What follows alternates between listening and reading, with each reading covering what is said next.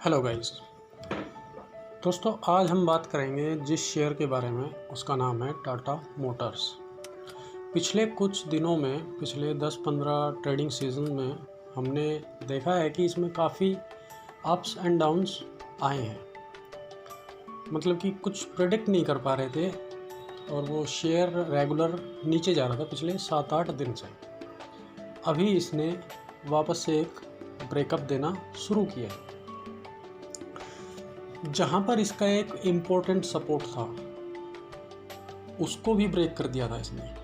Actually इसका जो एक मोस्ट इम्पोर्टेंट सपोर्ट था 280 का, इसने उसको भी ब्रेक कर दिया था, लेकिन एक अच्छा बाउंस बैक आया और वहाँ पर इसको एक अच्छी बाइंग मिली, जिससे ये अभी 291 पर ट्रेड कर रहे हैं। दोस्तों, हम इस शेयर के बारे में थोड़ा सा डिस्कस करेंगे कि इसमें अभी कितनी स्ट्रेंथ बची हुई है या फिर इसमें और भी डाउन ट्रेंड होना बाकी है। अभी अगर हम जैसे इसके बारे में देखते हैं, ये 292 पर ट्रेड कर रहा है एट द टाइम जब हम ये वीडियो बना रहे हैं, और इसका जो 52 वीक लो है वो 120 है और जो 52 वीक हाई है वो 360 है। अभी के टाइम पर जो इसकी डिलीवरेबल क्वांटिटी है वो 34.82% है। एवरेजन इसकी पिछले 7-8 सीज़न से, ट्रेडिंग सीजन से 30+ ही डिलीवरेबल क्वांटिटी रही है, जैसा हमने नोट किया है, जो एक अच्छी क्वांटिटी है। इसका मतलब लोगों को इसमें बिलीव है कि ये शेयर अभी इससे ज़्यादा नीचे नहीं जाएगा, और अगर जाएगा तो इसको एक अच्छी बाइंग मिल जाएगी। दोस्तों, इसके बारे में कुछ चीज़ें हम आपको बताना चाहते हैं। जैसे कि इन्होंने लास्ट बिगिनिंग क्वार्टर में लॉस पोस्ट किया था, उससे पिछले क्वार्टर में भी लॉस बुक किया था 7,510 करोड़ का, लास्ट क्वार्टर में 4,320 करोड़ का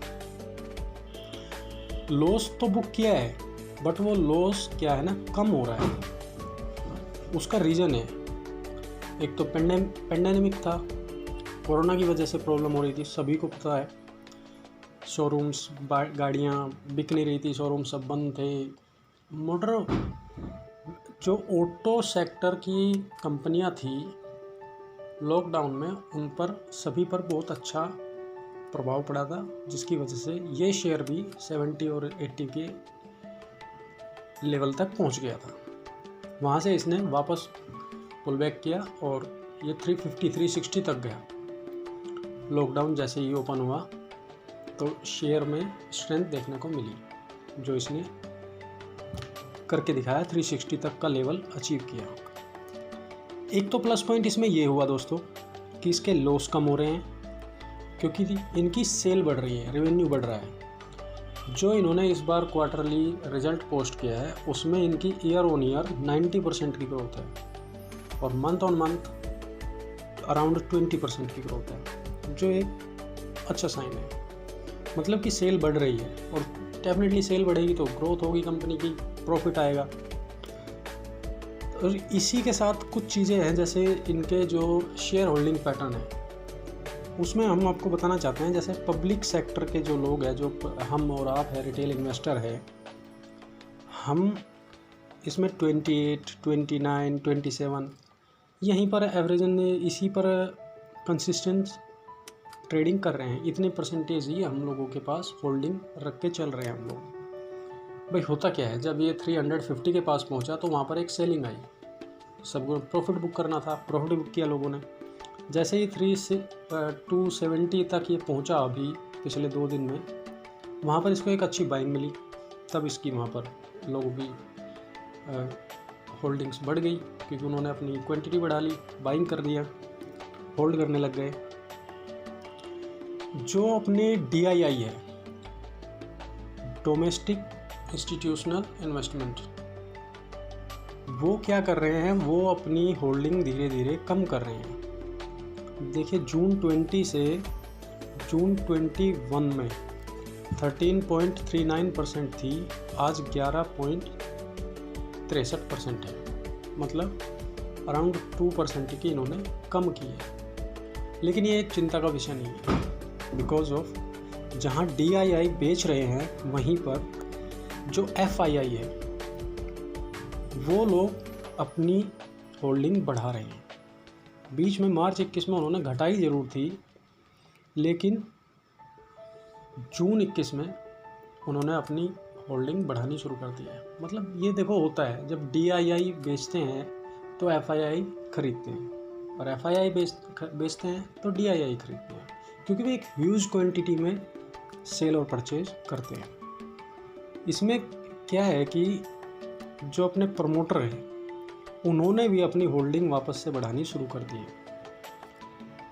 प्रमोटर अगर होल्डिंग बढ़ा रहा होता है तो ये समझ में आता है सबको कि शेयर या मार्केट में उनको पता है कि उनकी ग्रोथ होने वाली है या वो ग्रोथ कर रहे हैं, क्योंकि वही फंक्शनल जो उनके फाइनेंशियल्स है और जो उनकी वर्किंग है वो उनसे बेहतर तो कोई नहीं जानता वो क्या कर रहे हैं, वो सही कर रहे हैं या गलत कर रहे हैं। जब उनको लगता है कि हाँ वे कुछ सही कर रहे हैं तभी तो वे अपनी होल्डिंग बढ़ा रहे होते हैं, क्योंकि जब भी कोई कंपनी लॉस मेकिंग कंपनी होती है और लॉस हो रहा होता है या आने वाले टाइम में उसको कुछ बड़ा नुकसान होने वाला होता है, जो उन प्रमोटर्स को और बोर्ड ऑफ मेंबर्स को पता होती है ये बातें कि उन्होंने कोई गलत डिसीजन ले लिया है और वो आने वाले टाइम में नुकसान देगा, तब वे अपनी होल्डिंग कम कर रहे होते हैं।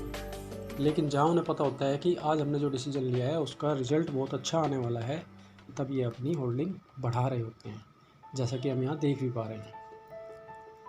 अभी हम आपको बताते हैं कि इसमें जो हमारे हिसाब से इसके रेसिस्टेंस और इसके सपोर्ट्स निकल कर आ रहे हैं, हम आपको इसमें 3 रेसिस्टेंस और 3 सपोर्ट बताएंगे जो अराउंड 1 मंथ के व्यू होंगे।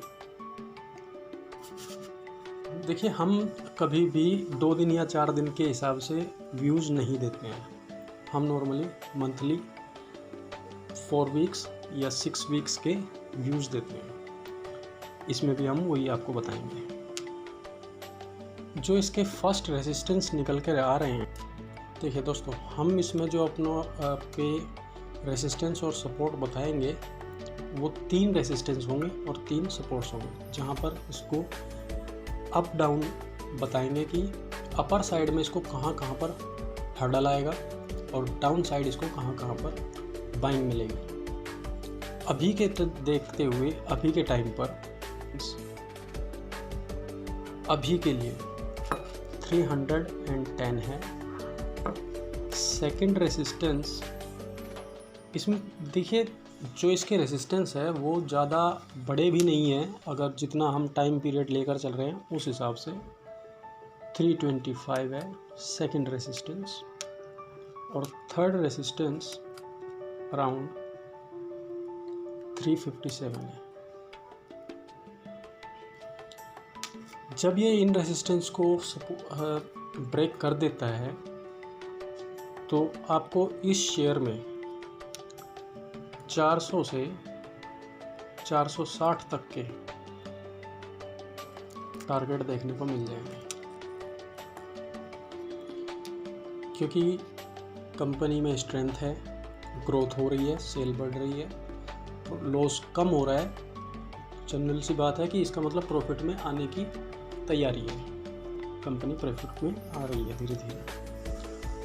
जब रेसिस्टेंस हमने बता दिए, अब हम बात करते हैं सपोर्ट की कि इस शेयर को कहाँ कहाँ पर बाइंग मिलेगी, बाइंग कहाँ कहाँ पर इसको मिलनी चाहिए।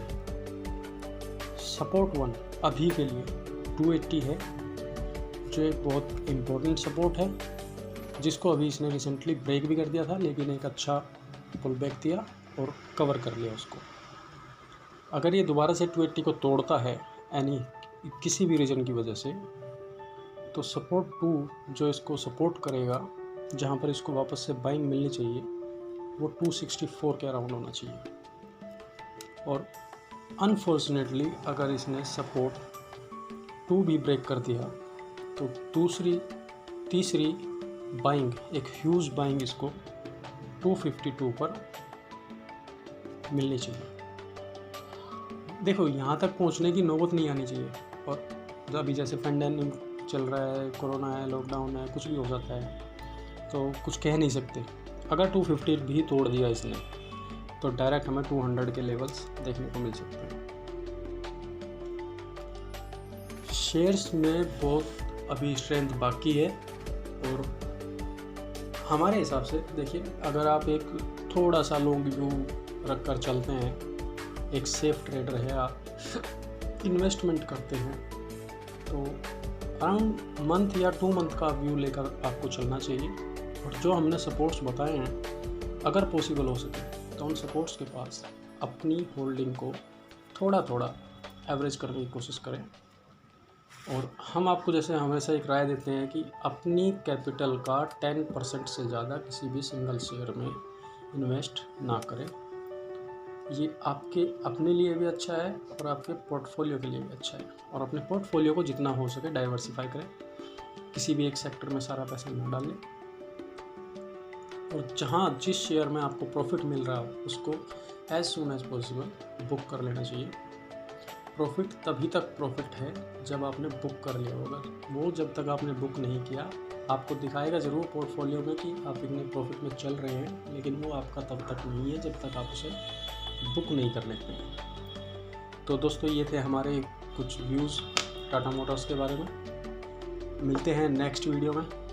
वीडियो को शेयर करें, लाइक करें, सब्सक्राइब करें। Thank you. जय हिंद।